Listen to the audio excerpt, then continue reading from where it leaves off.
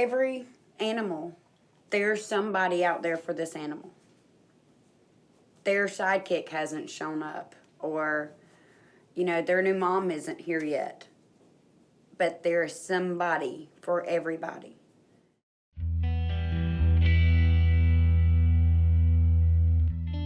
We are headed back to Georgia. The dogs of Georgia keep pulling at our heartstrings. Georgia has one of the highest euthanasia rates in the country. Oh, I've always been an animal lover. You grew up with animals? My dad used to call me Ellie Mae. The shelter is a scary place. The puppies that are here, they should be in a home. They should be learning sit, stay, potty training. They should be getting love and attention and affection every day. But they're not. No dog can be put down as long as its stray hold is up. If their stray hold is up, they can be put down. Owner surrenders are first in, first out. Meaning, if they came in yesterday and If they you guys came are in, full? if they came in yesterday, and I'm full, you would never see that dog. We don't have the funds or the resources because we are a small county. Where did she come from? She came off the dirt road, covered in fleas. She still has flea dirt. She's got ticks all over her. But she's getting fed. She's gotten dewormed. She's had a shot. And now she's waiting. I have 5 dogs and 1 foster, heartworm positive foster named Coco. When my husband was homesick and bedridden for over that year, I'd already retired and I couldn't do anything. And I got on Facebook, and then I saw a need here at Jones County where there was a group here looking for volunteers and fosters, and I got started that way. I couldn't say no. I can never imagine dumping anything, a big dog, a baby kitten, a baby puppy. It's inconceivable to me, but there's a lot of cruelty in this world. There's a lot of, I don't care, it doesn't concern me. It was here that I met Brittany Gray, an experienced and reputable dog trainer who showed me that rescued shelter dogs, when trained and well socialized, have a higher chance of getting adopted. I started training about 8 years ago. Started out as just a hobby, something that I just enjoyed, and then it just kind of grew and turned into this. What is your perception of the canine condition as you see it here in Georgia today? Behavioral-wise, most dogs are super insecure. You have to get on the dog's level. So yeah, you can tell it no. Does it know what it means no? No. Did you follow through on that no? No. So you have to follow through. You have to make things happen. So a lot of people are like, I tell it no, I tell it this, or I pull it back. But what they don't realize is when they pull it back, they're creating tension. The thing may be, if you catch it early, you don't have to be, so harsh on it. You can literally say no in a deep voice, and they'd probably respond. But you let the dog continue in the bad behavior, and a simple no isn't gonna work. You can literally train them the second you get them. The second they even start walking, you can train them. Tell me what the love of your dogs means to you.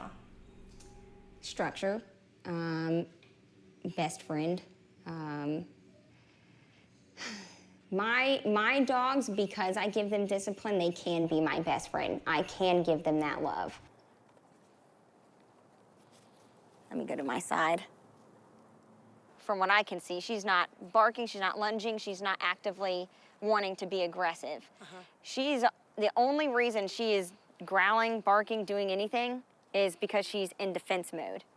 If I were to step away and go into her like this, Oh, wow. she's going to move away. Wow. No And way. then go That's like this, and she comes in. So I'm no threat at this point. Of course. Wow, that's amazing. There is hope. It does take the right people. So you can't just give any dog to any person. Everybody has their different stress levels and different things that trigger their stress. Same thing as dogs. So we just want to make sure that whoever we're adopting the dog out to, that that family or that person understands, you know, where that dog is coming from. So if it's scared of people, don't take him out to a park, you know, an amusement park or something with 10 billion people out there, because that's just going to stress the dog out. We decided to work with Brittany to help more homeless dogs become adoptable and find their forever home. Francis was one of those dogs. Oh my gosh, I'm driving up to one of my favorite foster's houses. Pam Campbell. She offered to foster Francis for us. Good girl. Francis! Hi. Who's this good girl, huh? So how do you think social media has changed the face of dog rescue?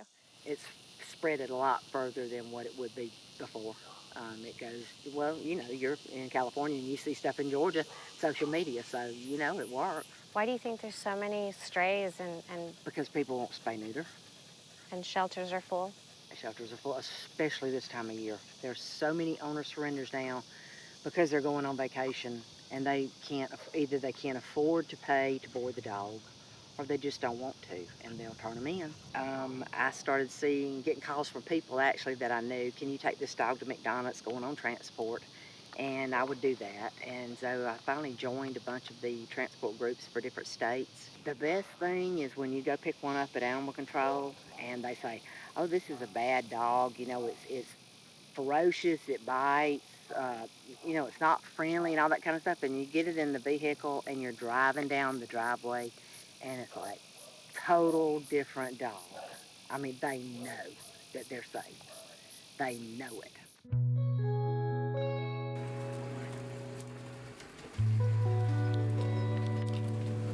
Yeah, my first rescue dog was Smokey was his name. He was American Bulldog. He was going to be thrown away or just dumped at the trash dump because the breeder said he was dumb because he wouldn't come to his name, he couldn't respond. They brought me the dog and he stayed around my shop with me every day and grew up, and I eventually realized within a few weeks that he wasn't dumb, he was deaf. So that started my rescuing right there. And then, of course, I met my wife, and she fell in love with the dog, and so made her love me, and then everything's history. Happy Tales began really out of a need to move the foster dogs. They can go to several different places. They can go to a private foster, or they could go to an owner who is adopted from down here, or they could also go to a shelter up there where they will be adopted from the shelter. So there's multiple locations that the dogs can go to. And what it is we get them out of the high kill south and get them into the no-kill north. No-kill north, they do not have the stray populations that we have. What we generally do is we'll leave out of here with one guy driving. The other one is basically the relief man. He will take care of any dog needs as we go. If any dog's in distress or maybe has some kind of just really worried, we'll get them out and pet them and hold them. We check them constantly and see if they need water or if they really need anything. Mm-hmm. I have broke down on the side of the road at night and had to fix something, and you know, because if you're traveling, you have to fix it. I've done that in the middle of the night and had the worst transport ever. Get halfway back and find out that dog, a certain dog, was adopted, and makes it all worthwhile. You know, you're happy all the way back. So that's what keeps me going. I've noticed that the majority of people in the rescue world, since I've gotten involved with it, are women. Mm-hmm. What would you say to men to let them know that it's okay to care about man's best friend? You know, I would have to beg to differ with you. There are a lot of men in it. Most of your transporters are men. Okay. We just work behind the scenes behind our wives. Our wives are a lot more active in it as far as out there in the front lines. But we support our wives, and we do a lot. So this is Raspy. We actually got her in our neighborhood. Somebody called and let me know that there were two dogs in a yard chained to trees, and the owners had moved like a week before. This is her chain. That was around her neck when we got her. And so she got her name Raspy because it damaged her vocal cords. So she doesn't have a normal dog bark or a normal sound. She kind of squeaks. It's hard. Some days you really do. You want to get up. You think, I cannot take one more, one more graphic picture, one more, horrible story, seeing one more die. And I've had times where I'm like, that's it, and throw my hands up, I'm done, I can't do it. But then I sit back, especially, the fosters that we have at the house, the rescues that we've adopted on our own, and you just look at their faces and you go, their whole world changed because of what we did. And I can't save them all, but for one, I can save their whole world. On this trip, we encountered shocking scenarios that are legal in this country.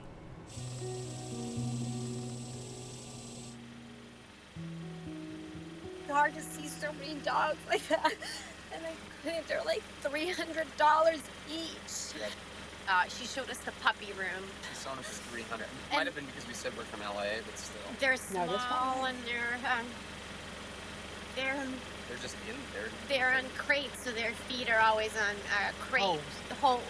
And some of them had newspaper with poop and urine in it, and the kennels outside are all the mom and dad dogs. She doesn't sell those.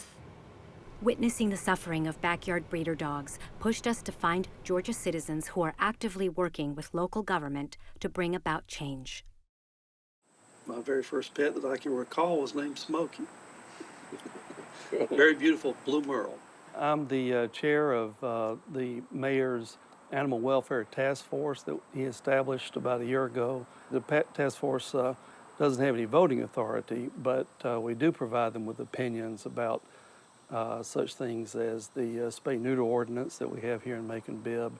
The problems that we have are there are too many pets, so we have a large excess pet overpopulation problem because a lot of people don't get their animals spayed or neutered, unfortunately. So we have too many. And then we also have a problem with dog fighting, unfortunately. We were talking about the fact that many times when you see a lot of animals chained up in front of a house, that's an indication that the person there is up to something they shouldn't be up to. There are kind of two reasons why people will not spay or neuter their animals. One of them is they're a breeder or they're selling the animals. The other reason is mainly economic. A lot of times we see problems in the economically disadvantaged areas where people just don't have the money. And so that's one of the things the task force has been looking at, are ways to find funding for low-cost spay-neuter, in some cases even free spay-neuter. My husband, who has been very, very patient with all of my dog rescue, he was sitting at the table and I was still running around, feeding dogs, separating dogs, cleaning cages. I finally sat down. I said, I can't do this. This is nuts. This is crazy. There's no way any of us are going to make a dent with all of this. We're putting a Band-Aid on a gusher. There's got to be a way to stop this at the start. I came up with the bright idea that I was going to spay all of Macon. I don't even remember how many dogs, but it was about $50,000 worth, so it was more than 500. After about that time, this was probably 6 months, maybe a year later, my husband said, okay, we're going to be blood dry. We cannot afford to keep spaying all these dogs, so let's work on some other alternatives where we can start educating the public, start getting the commissioners and the county government involved, try to get some free spay-neuter clinics, get low-cost spay-neuter. It's a long process. It's tiring. It's very tiring. And I have a lot of people who help me. There are a lot of people in our rescue, but I think we help each other and we egg each other on and we encourage each other, and it's like exercising with a partner. You may be likely to not get up and go jogging, but if you know your friend's waiting at the end of the driveway, you don't want to let them down. So I think that it's the other ladies in rescue that keep me going as well. The more we helped, the more we too felt that rescue is like putting a Band-Aid on a gusher. But we must not turn our back on those who need us. Hi, Mr. Kobe. Kobe's one of the Save the 200 doggies from the Dublin shelter.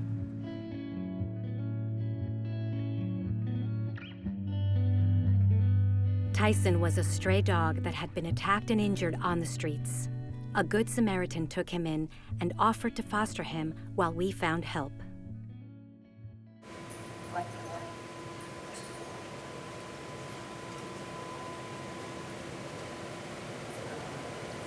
So what we're concentrating on with him right now is trying to strengthen his hind legs so that when he has surgery, he is able to recover quicker. This one's usually kept at about 90 degrees, so we get benefit from that nice warm water on his joints, just like if we got in a hot tub. Yeah, can't move her. Come here. Get you over on that. There you go, in the drawer. When I extend this hip, that's about as far back as he can go.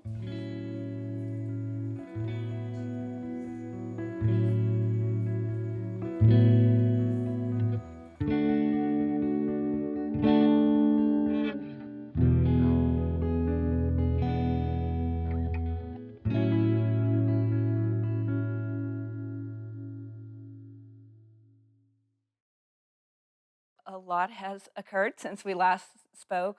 I actually started my own rescue. We applied for it, got our 501c3. We started SOS Rescue, Save Our Souls. We have started transporting large numbers of animals up north, dogs and cats. SOS is a large group of people. I can tell you I would never be able to pull this off on my own. On transport day, that is a crazy busy day. We have all the fosters show up with their animals that are transporting, sign off on everything, get everything checked off, put together, hand it to the driver, and then of course the two drivers head up north. There's only one other rabies certificate that we need to make sure we collect from the foster, and that is going to be Reese. How do you get it done? Like, what does it take? What is your biggest need in pulling all this off? Most of the time, it is volunteers who are willing to transport animals to the vet because this particular foster works during the day, and it's someone who's willing to drive 2 hours away to the warehouse that happens to be distributing the free food and bringing it back to us so that we can put it in our warehouse. It might be, fosters. In the South, there is more poverty. There are more families struggling. I think because it's more of an agrarian society, you have the ability to have more animals. You then get a cycle of where, families have 1 or 2 dogs, 1 or 2 cats. They start breeding. Now there's more, and they get in over their heads, and they need help. Helping families be able to keep their animals helps them feel like they're doing right by their animals, as opposed to feeling helpless and thinking, well, at least if I bring them to the shelter, they will be fed and get vetting. This way, we're helping them to be able to do that themselves. And in a way, it's educational. I started out basically fostering puppies. I do foster adults, teens, and I have fostered over probably 600 since I began. People say, how do you do it? How can you foster, fall in love with them, and then let them go? And I tell them, it's difficult to let them go. I'm not ashamed to say I cry when I let them go, but I keep reminding myself that they're going to a much better place. They're going to homes where they'll be part of the family, and I'm giving them that second chance they didn't have.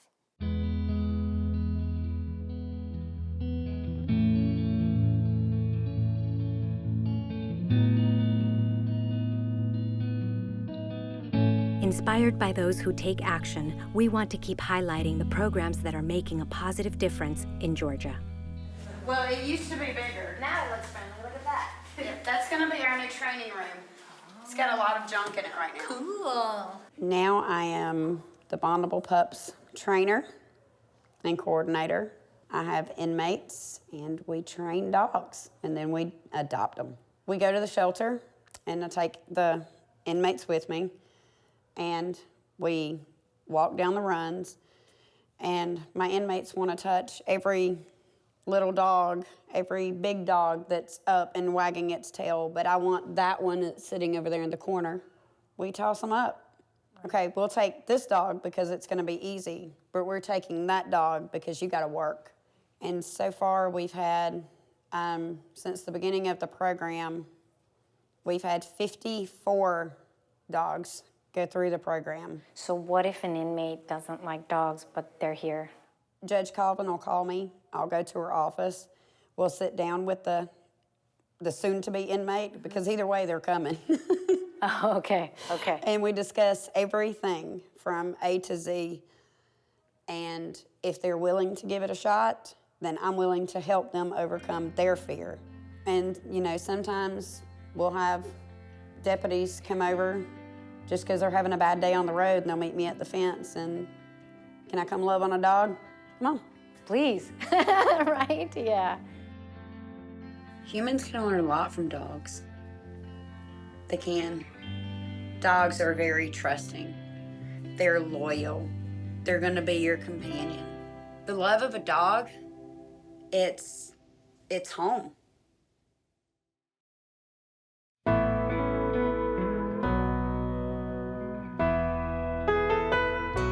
When I don't know where to go, and I don't know where to turn to, I know at least that I got you. And when I'm feeling sad and lonely, and I need someone to hold me, I know at least that I got you. When life doesn't turn out like I planned, then I need someone who understands what I'm going through.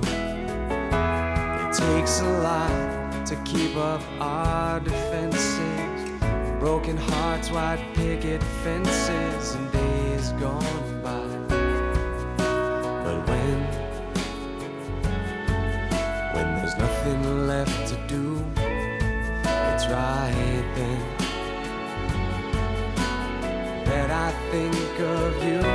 When I don't know where to go,